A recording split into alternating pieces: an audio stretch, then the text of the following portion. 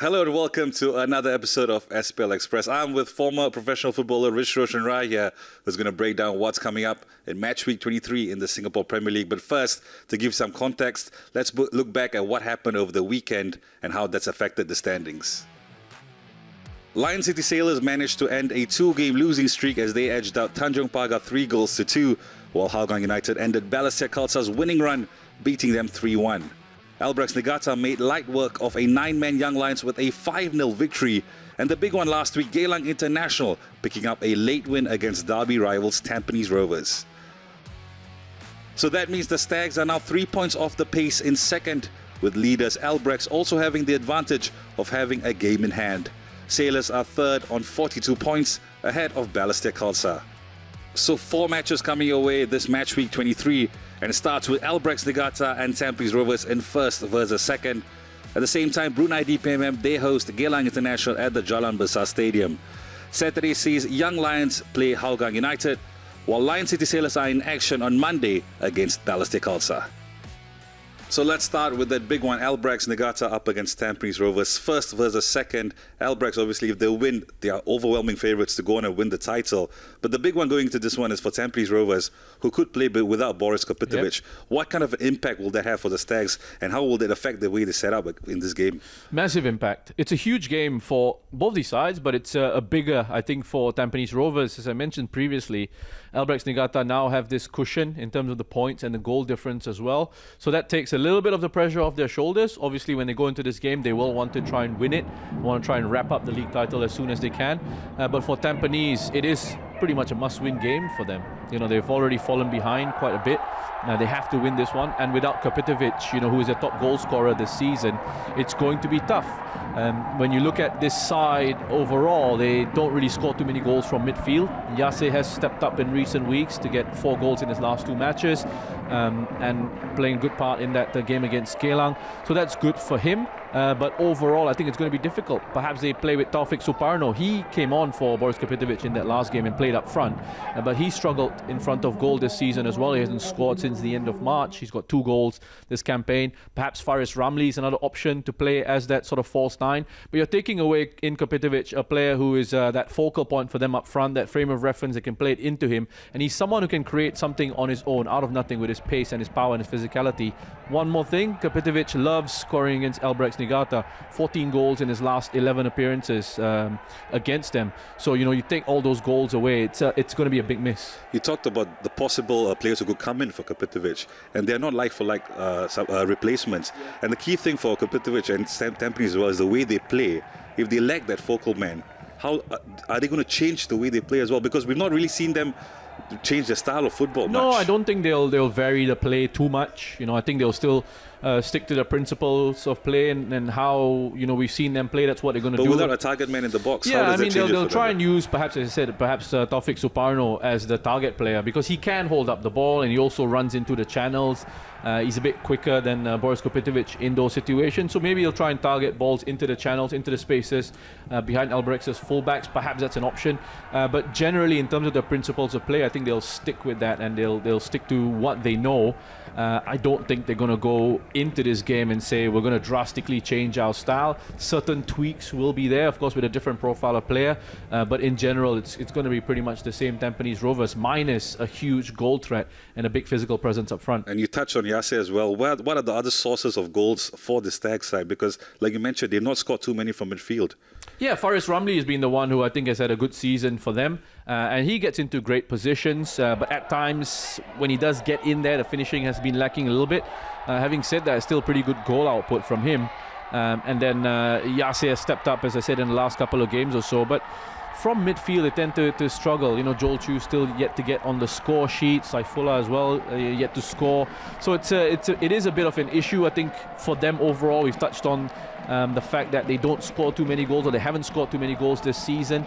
And I think it's something that perhaps going forward they will need to try and rectify, because, you know, if you get goals from different sources, like Albirex Niigata, for example, or even the Lion City Sailors to some extent, when you have goals coming from different players, different sources, it makes that a lot more difficult to defend against. You mentioned Albirex, who have so many goal scorers, But this season against Tampines, they've only managed one goal, and they have not beaten them there. Do you think that's right. going to come into play this week? Yeah, they found it difficult against Tampines this season. And what I will say is that Tampines obviously have a clear idea of how to approach the matches against Albirex Niigata. But they've also had Kapitovic in there. I mean, whether he plays, it remains to be seen. But it didn't look good, did it, when he came off against Geylang? It looked like a shoulder issue. Straight away, he had to come off. So it'll be something pretty miraculous, I think, if he ends up playing in the starting 11. But yeah, without him, is it going to be as effective? Are they going to have the same sort of effectiveness against Albirex Niigata? That's going to be interesting to see. But Albirex have had a few issues trying to break down this Tampines Rovers side and finding the results against them. So to go for them, rather. And so to me, this is at least something that Tampines can sort of hang on to. They will have that confidence and that knowledge that, hey, we know how to take on this Albirex Niigata side and how to get the points from them. That's going to be a fascinating watch. The other game on Friday, it's DPMM up against Geylang International. DPMM have been very inconsistent this season. Yeah. But one man who has been consistent for them is Hakimi. Oh, he's been excellent. Good shot for Young Player of the Year. Oh, for sure. He's got to be there, in there for a Young Player of the Year award because he's been very consistent for them. He's great to watch. He's lots of fun to watch. You know, he's aggressive in attack. He attacks opposition defenders. He loves to run at them. He's very aggressive. He's physical as well. He's small. He's short, but he's incredibly Deceptive. strong, incredibly explosive, very quick. And he knows how to put his body about and throw his weight around. So yeah, I think he's definitely a player who will be in there, definitely nominated.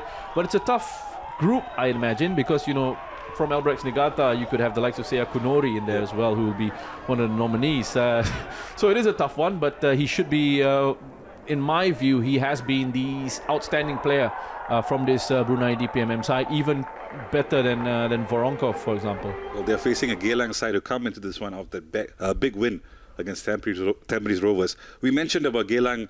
They might struggle without Bezakor, and they have struggled. Yeah. How do you think they're coping without their star man? I think they're still trying to find out how exactly they can push forward over the next few weeks or so. They've tried Iqbal in there in those positions. They've tried to use Naufal, and over the weekend they gave Shafiq Ghani his first start this season. It hasn't really quite worked out. They haven't quite found that formula because it's incredibly difficult. Let's be honest about it. Incredibly difficult for any of these players to replace what Bezakor brings in terms of not just his output, in terms of goals and chance creation, but his work rate. I think is something that's a little bit underrated by people. He gets up and down the pitch. He's essentially box to box. He creates opportunities. He helps them defend.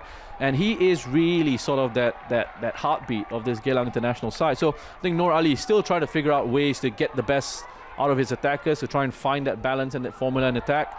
Amirul Adli, I think, coming back in defence has certainly helped them. He certainly helped strengthen that Geylang International backline. Had a very good game against Tampines.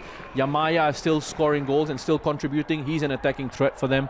But yeah, I mean, now they're in a pretty decent position to actually go and try and attack fourth spot. And I know the coaches will always say, take it one game at a time. But they've shown themselves that they are able to, you know, get out there and put in decent performances. I guess even without Vincent Bezakor, whether they can maintain that consistency, it's going to be interesting to see over the next few weeks. Well, Geylang International trying to get into the top four. So are Hougang United. They play Young Lions. Do you think it's possible for them to make that late push? Mathematically, they still can make top four. But do you think it's a possibility based on what you've seen so far in the last few weeks? Yeah, I think so. You know, I think there's a decent run of fixtures coming up for them, and you know, I think there's a really good opportunity for them to push. Lots of points to really sort of make up. I think a lot of the damage was done in the first round of matches. I think first 8 matches or so. A lot of the damage was done there for Hougang. But it's good to see them sort of, you know, start to get into another run now. They won back-to-back games, and you know, I think again, it'll be tough, but they do have good fixtures around there where they can really sort of start to pick up the points and go on and push for it. Let's talk about Monday's game. Lion City Sailors up against Balestier Khalsa. Sailors go into this one after having played a friendly against Tottenham Hotspur at the National Stadium. Is that game a distraction? Do you see it affecting their preparation as they make that final run into the season? I think, you know, if you're a professional player for a top side, you have to expect, and you have to be able to compartmentalize. You have to expect that you'll be playing matches in different competitions, and you have to be able to sort of juggle that. So, I think rather than, of course you could say it's a bit of a distraction in one sense, but I think rather than them looking at it as a distraction, they'll look at it as an opportunity to play against, a side from the English Premier League. And I think the players will be keen to go and show what they're all about. I personally would have, as a fan of the SPL overall, would have loved to have seen an all-star SPL side play against Tottenham. I know there are logistical concerns and things like that, but that would have been my idea. But yeah, I mean, good for them. They step up and they are able to step up to this challenge and then try and refocus their efforts back on the on league football, because for them, and it's been mentioned by the coach Rankovic, it's so important to try and finish as the best placed local team for AFC competitions for next season. Well, a quick one about them, because now there's a realistic chance that they could finish third. Yeah. And that would be a very disappointing season for them. I think it's already been a disappointing league campaign for them. It really has been. And I expected them to really be the side that's pushing Albirex Niigata all the way through come the end of the campaign.